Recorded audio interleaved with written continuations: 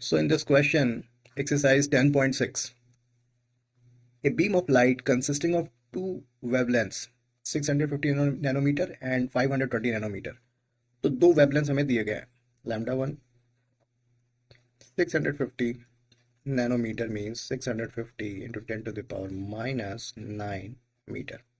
And lambda 2, 520 nanometer means 520 into 10 to the power minus 9 meter.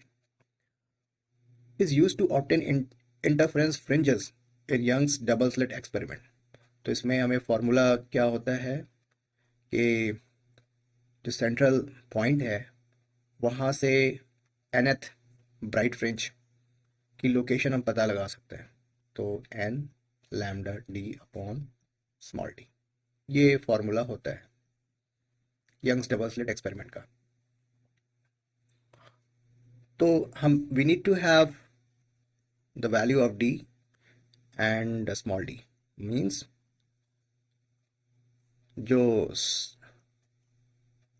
ये जो slit है और वहाँ से स्क्रीन की जो डिस्टेंस है उसे हम कैपिटल डी से रिप्रेजेंट करते हैं, और S1 एंड S2 इनके बीच की जो डिस्टेंस है उसे हमें स्मॉल डी से रिप्रेजेंट करना है. बहुत अच्छी बात है. These details are missing in this question. तो we are considering here, we are taking the value capital D as 1.2 meter and 2 mm. तो यानी कि 2 into 10 to the power minus 3 metre. ठीक है. तो इसे आप जो एग्जिस्टिंग जो एडिशन है उसमें ये वैल्यूज़ नहीं दी हुई हैं, लेकिन मैंने पता किया तो अगर ये वैल्यूज़ हम पुट करते हैं कैपिटल डी और स्मॉल डी की वैल्यू, तो उस केस में हमें आंसर बिल्कुल सही मिलता है. ठीक है ना.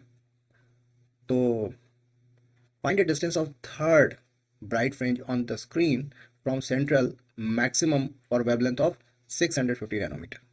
तो हम लोग 650 नैनोमीटर के लिए कुछ कैलकुलेशंस करेंगे और x की वैल्यू फाइंड आउट करेंगे. n की वैल्यू यहाँ पर 3 है और 6.50 into 10 to the power minus 7 हो गया. कैपिटल डी कितना है, यानी स्क्रीन की डिस्टेंस 1.2 मीटर और स्लिट्स के बीच की डिस्टेंस है 2 into 10 to the power minus 3. तो इसे हमें सॉल्व करना है. तो इसे सॉल्व करने पर हमें 3 टाइम्स और 0.390 मिलीमीटर आता है ना. यानी कि अगर हमें सिंपली n पुट करना होता तो where n is equal to 3, तो उस केस में हमारा आंसर आता है 0.39 n और मिलीमीटर. ठीक है. अभी हमने if we put the value n is equal to 3, उस केस में हमारा आंसर आएगा 1.17 millimeter. Okay, so this is all about first part of this problem statement, answer of part A. Let's talk about second part. What is the least distance from the central maximum where the bright fringes due to both wavelengths coincide? तो इनके जो है wavelengths अलग अलग हैं, तो इसका मतलब उनके जो ब्राइट फ्रिंजेस की लोकेशन अलग अलग होगी.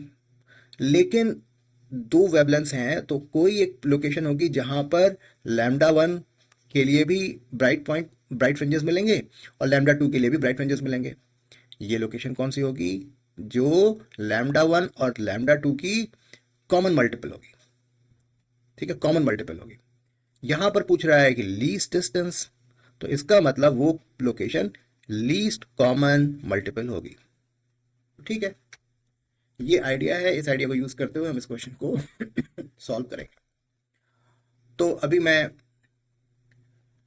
चलो तो फॉर लैम्डा 1 650 नैनोमीटर के केस में हमें x की वैल्यू जो मिल रही है वो n टाइम्स 0.39 मिलीमीटर मिल रही है. तो यानी लेट से इसको भी x1 से डोनेट ये शो करते हैं. अब फॉर लैम्डा टू के केस में क्या होता है, 520 नैनोमीटर। वहां पर क्या फॉर्मूला यूज करना होगा हमें, x2 is equal to, let's say यहां पर m नोटेशन यूज करेंगे, और यहाँ पर 520 इंटू 10⁻⁻⁹ और d क्या है, 1.2 है, divided by 2 into 10⁻⁻3। On solving this expression, we get 0.312 into m millimetre. ठीक है, तो जैसा कि हमने अभी थोड़ी देर पहले डिस्कस किया कि λ1 और λ2 दोनों के लिए जो x1 और x2 की जो पोजीशन है उसका हमें एलसीएम फाइंड आउट करना होगा। तो ठीक है, अच्छी बात है। तो यहां पर पॉइंट है, इसको मैं थोड़ा सा इलेबोरेट कर देता हूं। ये जो पॉइंट है जहां पर λ1 और λ2 दोनों के ब्राइट फ्रिंजेस कॉन्साइड कर रहे हैं, तो ये जो λ1 के लिए, ये λ1 के लिए nth फ्रिंज है, ब्राइट फ्रिंज है, और λ2 के लिए mth ब्राइट फ्रिंज है। ठीक है, तो इसका मतलब ये हुआ कि इसका मतलब ये हुआ कि n times λ1 d upon small d is equal to m times λ2 capital D upon small d। तो अगर आप गौर से देखो तो इस केस में स्मॉल d और कैपिटल D अगर नहीं भी हमें पता होता तो we can easily get the result. तो यहां पर n is equal to n times, ये देखो 650,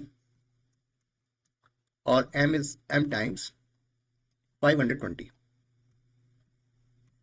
ठीक है, तो ये गया